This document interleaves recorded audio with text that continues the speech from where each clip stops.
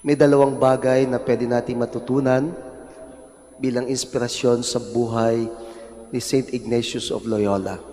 Number one, we can turn our misfortunes, our pains, even our illnesses into blessings. Like Saint Ignatius, we don't stay on the ground, stay defeated, stay wounded.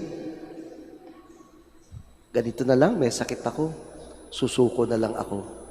Kahit anong dagok o tadyak o sipa ng buhay, we can stand up, fight, and find something positive even in pains and sufferings. That's the first lesson. The second one is allow God to lead and direct us into His own paths. Lahat po tayo may tinatahak na daan sa buhay.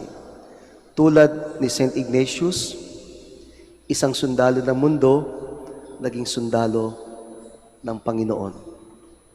Soldier of the world into a soldier of the Lord. Never be afraid to embrace changes and to start something new. Maraming paraan na pinanggagalingan natin, tinatawag tayo ng Diyos. Allow God to lead us to changes, to embrace new changes in our lives. Become a revolutionary like Saint Ignatius.